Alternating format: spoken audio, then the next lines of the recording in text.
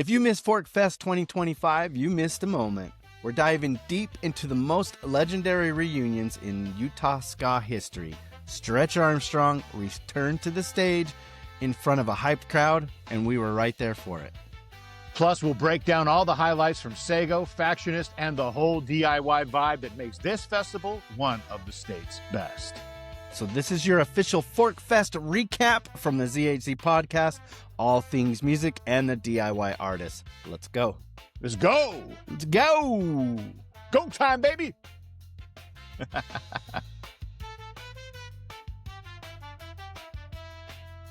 Matt, how are you, dude? Living the dream, Z. How you doing, man? I'm doing good, man. Man, that was awesome. You ready to do this? Yeah, we're going to do the best we can. We took some notes. You want to go ahead and set the stage of what we did last weekend? Wow, absolutely. I guess it'd be a couple weekends ago, huh? Well, we made the trek south to American Fork, Utah, and the good news is that apparently either they weren't enforcing it or the protective order that Utah County had taken out against me has expired, because nobody came to haul me away and change, which is always nice. But we rolled up on Art Dye Park in American Fork to take in ForkFest 2025. ForkFest is a music festival that is put on, and I gotta say, man, I was nothing but impressed about the entire setup. It was well organized, well laid out, a lot of options, and just a great time. They had 3 stages. 2 big stages side by side, kind of in the main area.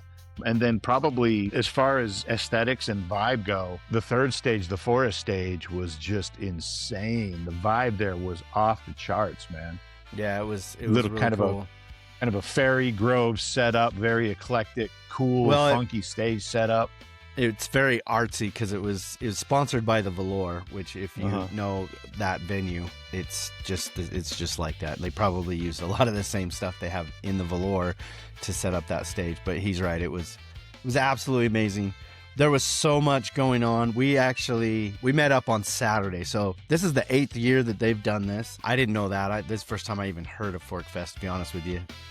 The night before, I was invited to attend Stretsch Armstrong's final rehearsal in their space, so I didn't make it to the Friday night, which was there's a whole bunch of bands, and I didn't remember to get a list, so we're only going to cover a few of the bands, but there was so much happening. You had to kind of pick and choose what you wanted to do, because simultaneously, like Matt said, they had these 2 big stages that were like side by side.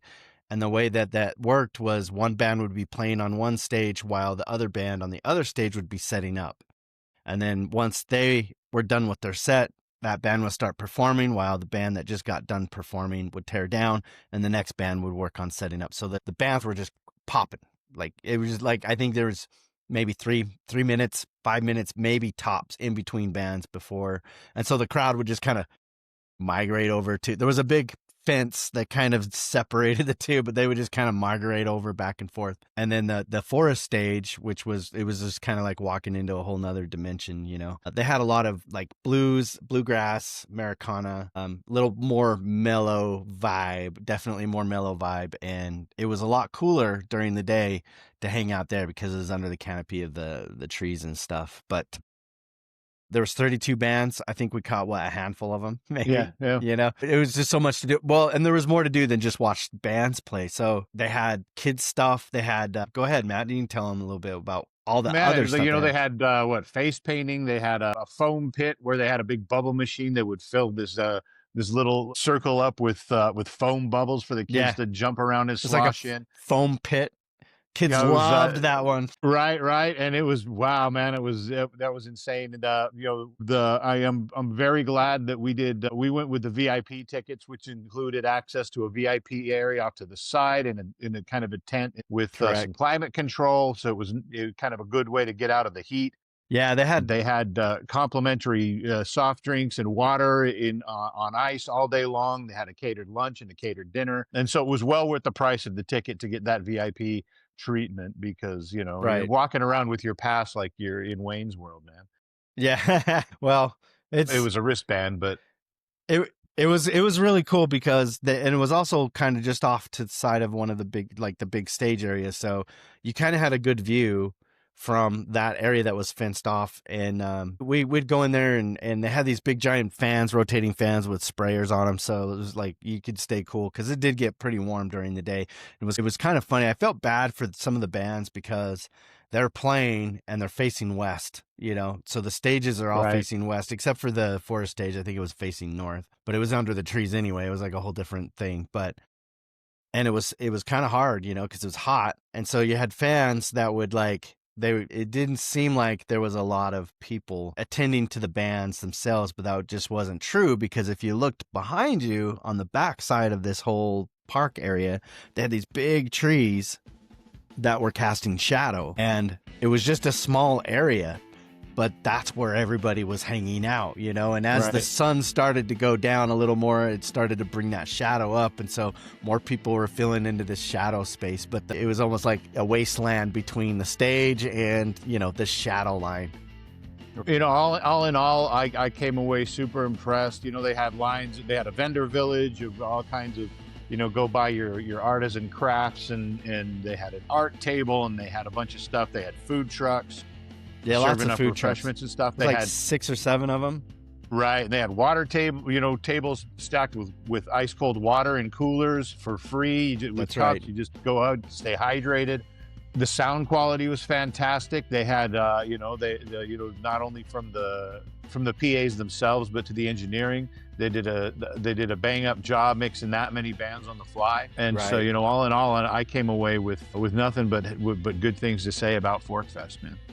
Yes. And of course we'll get to the highlight of why we were even there. But there were some really good bands that I had never heard of before, and I just want to give a quick shout out to those guys. There was a band called the Fictionists. Never heard of them before. Apparently they're signed to Atlantic. I didn't know that. I guess they were in a sabbatical for a few years and they just came back out. They were pretty good. But there was a band that performed right before Stretsch Armstronng called Sego. And of course, the crowd by this point, it's later in the afternoon, so people are building up. Like there's a lot of people there at that time, and this band comes out and just right out of the gate just blew me away. That was my biggest band takeaway, like the big surprise band was Sego, and really cool guys actually. So there may be some more to come on that as far as the connection with them and the ZHZ podcast, but they originally are from that area, and they had moved since to LA, so that's where they're currently residing, is in LA, probably to just make a major go of the music thing. But they're really talented, fun to watch, crazy music. To me, it was like the most organized sort of chaos. Like it has a lot of glitch, a lot of artsy punk. I think that's what they even describe themselves as. People have told me like, oh, they kind of sound like Beck, and it kind of does in a little bit, but I mean, if you listen to the catalog, it doesn't at all. But yeah, I've been listening to a lot of their stuff since the festival, and it's fantastic, man. And I think that was my biggest takeaway as well, other than the obvious reasons we were there in the first place. That was a fantastically pleasant surprise, and a great moment for me on that as well is they brought out the sax player from a Utah ska band from the day called My Man Friday. That's right. They did an English beat too, man, and it's like, all right, yeah, that's right there. You know what to give your audience. That to me, that just spoke of that the people that haven't heard us before that are here for this show, there's going to be a hell of a lot of ska fans in this audience. So let's connect with them. The headlining act was the Aquabats, and so it was going to have some ska elements right from the kick. With like you see the flyers, like Aquabats, it's like it screams ska, But I think on top of that, it being a Stretch reunion show, they knew that not only if we can connect with the ska fans, maybe the people that hadn't started grooving on us yet, they're going to pay attention, and I think that was a brilliant move. Well, and I believe the promoter of this was Corey West, who is good friends with Scotty and the boys, and they were basically non-existent. And back in January, he hit up Scotty and said, "Hey, I'm doing something. I'm going to throw something at you and tell me what you think." He said, "I would love to see you guys do a reunion show at this." And Scotty's like, "That would be awesome." He says, "But the stars would have to align." because they have 8 members in the band, and 5 of them, I believe, live out of state, and they all have jobs, and they all have, like, to try to coordinate that to make it work seemed just damn near impossible. But he said 2 days later, they made some phone calls, and they all confirmed that they were going to make it happen, and that's when it happened. And we didn't, we first heard about it from Dan Nilsson when we had him on the show earlier this year. So really cool, man. I just got to tell you that they're some of the coolest guys. There's a reason why I'm a huge fan of Stretch. I opened up they kind of took me under their wing as far, they didn't even know me, but I got the chance to perform. One of my first time performing was opening up to those guys. And then we've kind of been friends ever since, all through the Catfish days and then in beyond, even after Stretch had disbanded. But they did some reunion show. This isn't their first reunion. This is actually, I think, their third. Yeah, they did reunions in 08, 2012, and now 2025. And, my one request, Stretch, boys, if any of you are watching this, don't make it 13 years before your next reunion show, man. Let's get it a little bit quicker than that, because the flat out, this is a band that whenever they throw down a reunion, they are going to draw a crowd, and they are going to draw interest, and they are going to throw down, and it's going to be a great time. And this time around, it included a new song, which was fantastic. Yep. So they performed it. It's called Americant Berserker, and they ended up recording it the day after that show, and I think it's coming out in July sometime. So I'm hoping we can get Dan back, or maybe even Scotty, to go on the show. In addition to all of that, so like I said, I was invited to go to the rehearsal. Matt was still in Salt Lake that time, but I actually got a hotel room. I was hanging out in Utah County all weekend. But they let me film. So I took my cameras and, I tried to pretend like I was a videographer, and I did my best, and I got some good footage. Unfortunately, the day of the show, I had an Insta360, and I had this long rod, and I pulled, we were right up front. So, and I had it set up just the perfect angle for all of that, and I must have accidentally touched the touch screen, so it went from a 360 angle to a front view, but because I wasn't holding it front and back, it was kind of sideways, so you got half the crowd, half the stage. It didn't work, so I apologize. I messed that up, but I did get a lot of good footage from the rehearsal, and I'm gonna put some stuff together. Matt and I did a little bit of footage as well. We are making a little mini documentary for Stretch on behalf of Stretch, and that should come out sometime later. I'm not in any rush to get it done, but I've got a little documentary about the second greatest ska band from Utah. That's right. Yeah, they're my favorite, and so people would, and both of the bands actually played together a lot, so it's always debatable who, some people like My Man Friday, some people like Swim Herschel Swim, which to me, that's what got me into ska. So they're the second greatest band in Utah, but they're my favorite band. Listen, does that make sense? So they're my favorite guys, cool dudes. Glad I met him, and it was really trippy coming in there, because right as I got in, Scotty had given me a little tour of the studio. It was just massive. It was massive. But then all the guys came in. I only knew 2 or 3 of the guys. The rest of the guys were really cool, though. Introduced themselves, and as they come up, they're like, "Hey, your podcast, Zach," and so that was really cool. And then I met some of their family. Scotty's wife and kids and grandkids were there, and his wife is just amazing. She was awesome. So yeah, I just want to say thank you. Thank you for taking me in. Thank you for letting me, that was kind of like a fanboy thing for me, an experience I'll never forget. And every time I get anytime I'm in the presence of those guys, there's always some sort of memory that comes out of that, So right. Way cool. I hope that Stretch releases the live. I have a feeling they're going to put the live set on YouTube. They got cool. Yeah, they've got a pretty good recording. I think it's a static. I think he only had one other camera, so it might pan between the two.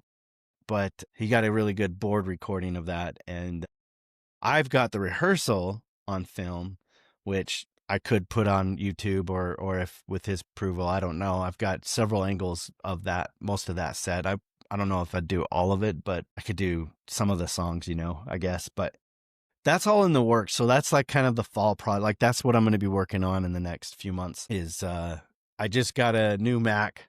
So I was a PC guy up to this point. So now everything's Macintosh. And so I changed my editing software. And so and in addition to creating this little mini documentary, which I was so excited about, I'm learning how to do it too. So I have worked with editing software, so I kind of know what I want. I just got to figure out how to navigate to how to connect the dots. Yeah, and I'm doing the same thing with Z Frequency right now with Logic as well, and we're working on some new stuff there too. But the song Americant Berserker should come out July sometime. I don't think they know yet, but they have a hard time keeping things kind of hidden. They get all excited, absolutely, man, and they know that their fan base is just starved for any news, anything new, anything, whatever, man. We'll just lap it up. Well, and they got a lot of attention over the last few months. It was like, it's got to feel good. You know what I mean? Like, so they're funny guys. Like, they're well-crafted musicians. Their performance is like choreographed. Like he comes out on stage. I'm talking about Scotty. He comes out on stage. He's got a little bag. He's got a little, I don't even know. It was like a Yoda mug or some sort of mug, coffee mug. And then in one of the songs, Knuckle Sandwich, he puts on these boxing gloves, and so there's props. They dance. They have unison. Like the horn section was doing their thing together, and just such amazing musicians. And they even brought Gordy, who was one of the old, one of the OGs for the Stretsch Armstrongs when they first started, and brought him on stage to play a few songs on guitar. And that was really cool too. A lot of that reminded me of, the Hooray Who reunion and what we did there. So it was right. It was cool to be there. And at my age, 50, 51, we found ourselves right up front. Like we were gonna like throat punch somebody. We were riding the rail, man. Yeah, we are not giving up that spot, and and we didn't. But nope. We held our ground, man. We held our ground. Right, but it wasn't really a fight though. You know what I mean? It was like, I've been to concerts where it's super aggressive out there, especially up front. People are just smashing up against you and stuff. That didn't happen. People had their space and people were dancing, and what I could tell from behind me was just like, I look back and there was just like a sea of people, just as far as the eye could see. We got a couple of good shots on video and also some still pictures of the crowd looking backward over behind where we were. They come out on stage and, immediately Scotty pulls out a rubber chicken and throws it out into the crowd, and they opened up with Gladly Pay You Tuesday, and the crowd was just in it, man. They were ready, and it didn't stop, man. The energy did not drop for their entire set. The crowd was going, the band was going. There was not one drop in the energy level from beginning to end. Right. It was everything that I had hoped it would be from a Stretch reunion and more. It was just fantastic. And there was generations there too. So there was some kids there with their dads and their parents, and that was cool to see too. And some of there's people of all ages in the crowd nearby where we were. Like I could only see so far, but right around me were some kids, young adults, or some teenagers or whatever, and some young kids that their dad. There was one girl that her dad brought her to see Stretch, obviously for the first time, and she loved it, and it was really cool that she enjoyed it that way too, that he grew up enjoying it that way, so it was really cool to see all that stuff. So I hope you're right. Maybe this, I'm hoping that the Stretch will do it again. We didn't even really talk about Aquabats. We didn't stay too much longer after that. We were pretty exhausted. Aquabats did great though. We stayed for the first few songs, and right out of the gate they had inflatables. Oh yeah. Inflatable sharks. They had like five, man. like 5 giant inflatable sharks just thrown around in the crowd. It was cool to see in the silhouette. Anyway, well, they brought it, and they always do. You're not going to go to an Aquabats show and not have a good time, right? Yeah, they are just they are as advertised. They've been doing it for so long, and so they're just oiled machine. Like you can go to an Aquabats concert and expect a great time every time. Like they're polished. It's going to be a party. There's nothing. Yeah, it's always a party. Exactly. We are on the older end of things, and by the time the Aquabats came out, we were both pretty tired, and we had kind of come to accomplish what we set out to accomplish, which is focus on the local aspect of it, the local bands, the DIY guys, and right. More specifically, our guys Stretch. So well, and so kind of on a side note, we went there to make some connections. That's what I was kind of hoping for. So I brought some business cards and some stickers, and I was surprised to see there was a couple of them. People out there that recognized us, because I was wearing that the logo hat, and Matt was wearing, I believe, that T-shirt. But we were in the VIP lounge just chilling. It was hot, and we're sitting there talking for, I don't know, maybe 20 minutes or so. And this table next to us, this guy leans over and says, "Hey, I just want to let you know I started following you guys just now." I'm like, all right, cool. He's like, yeah, well, I seen your hat and I seen your shirt. I'm like, what is this? So I look you up. Sure enough, there's a picture of you. I'm like, well, hell, dude, here's a card. Here's a sticker. I'm giving it to him and his son. And then the guy behind him's like, I want it on this, And so I gave him one, and the guy behind him wanted one, And so that was really cool. I think there was another time when we were at the funny thing about the lunch and the dinner, though, I have to mention this, is that the whole time we were in the lounge area, it's like a ghost town. There's a few people there, but it was pretty quiet, But right about lunchtime, man, all of a sudden, he's like, where'd all these people come from, And there was a line all the way out, to the entrance of where, you get, like, it took forever to get food. And so by the time that we were sitting there for a while, and then the line just kept getting longer and longer and longer, and we didn't want to lose our chair, because we're definitely going to lose our spot if we got up together. So I told Matt, I said, go get in line and get your food, and then when you come back, I'll get in line. And by the time he got back and I got in line, there really wasn't a line anymore. It was pretty much everybody. So we made sure to strategically place ourselves right before they started the dinner service so that we would be prime position to be in front of the line for that, and that was that was a smart move. I think I was the very first, actually, but the downside to that, though, was we didn't have a spot to sit, so we kind of ate on the grass.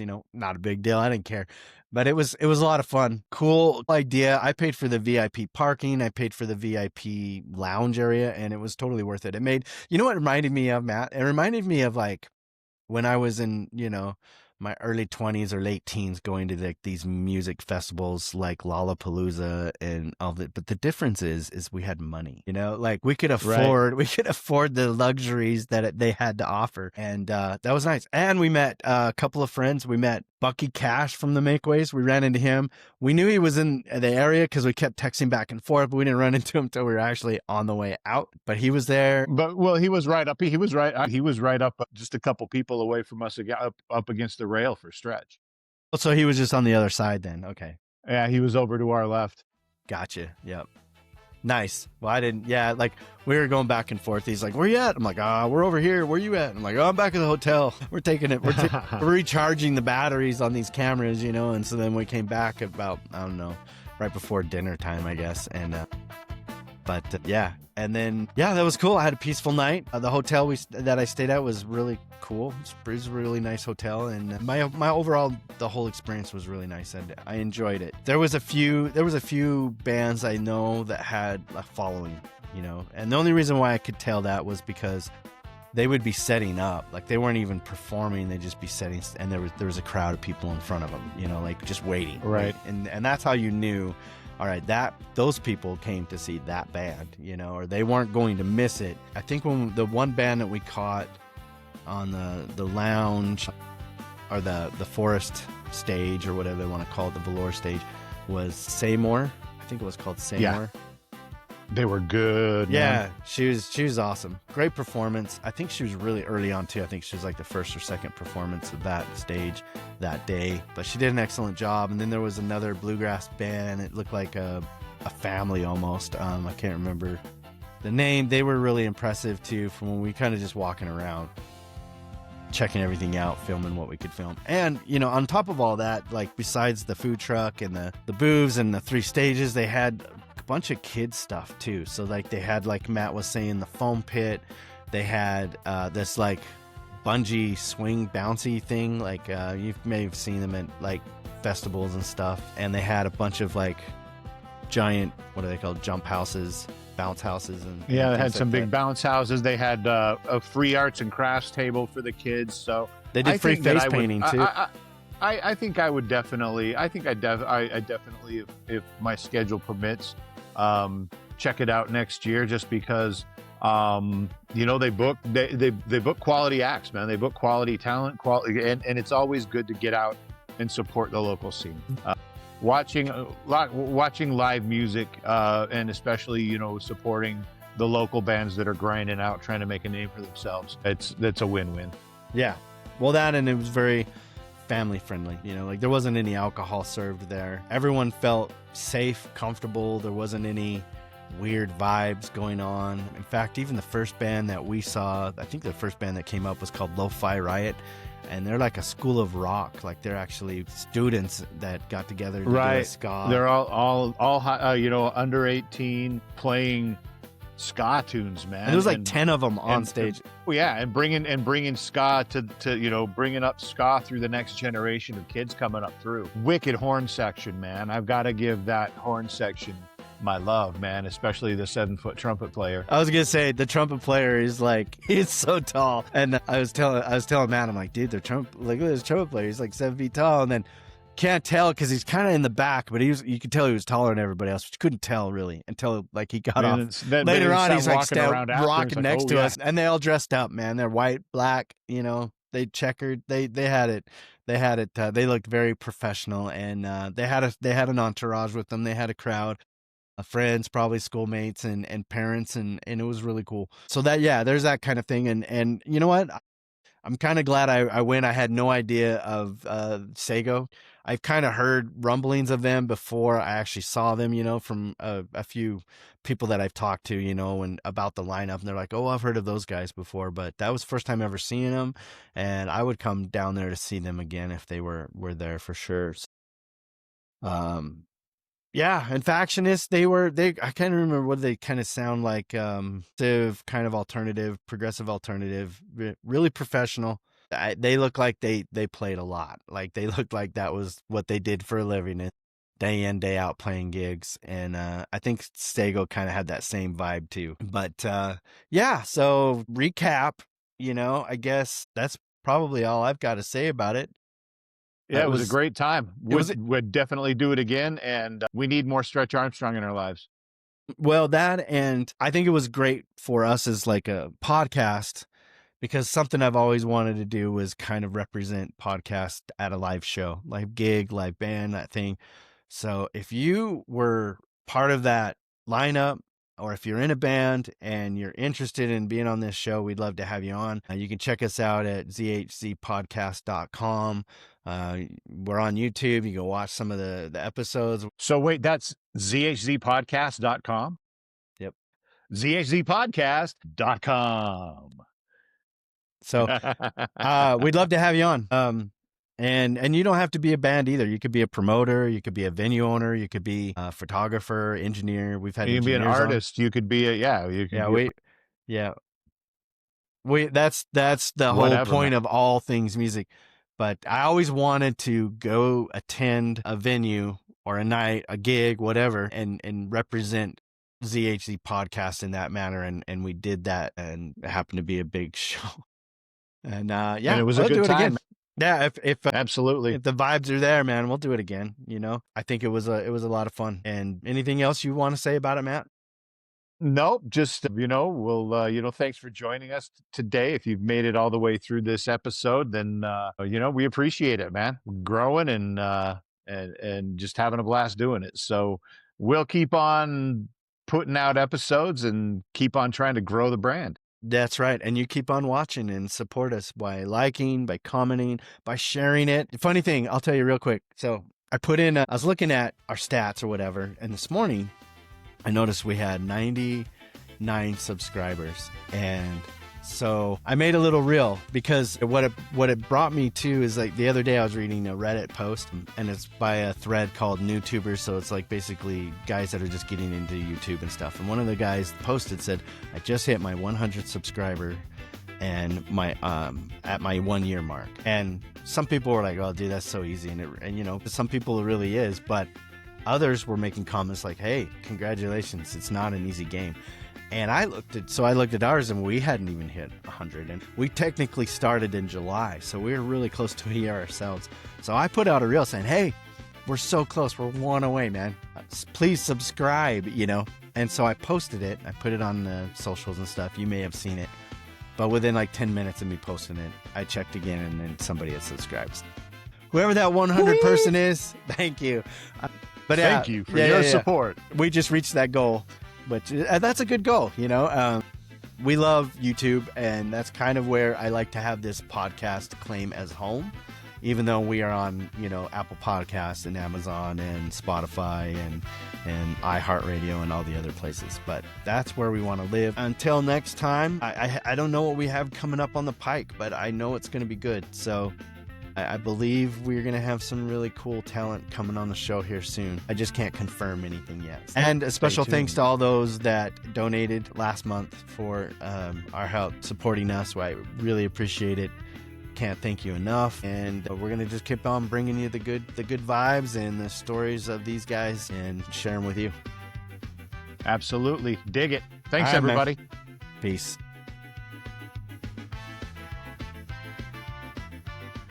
ForkFest reminded us why we do this. And if you like this breakdown, we've got more coming. Don't forget to hit subscribe, drop a comment about your favorite ForkFest band, and check out our latest interview with the rising punk band Valhalla, a killer young group keeping the DIY spirit alive.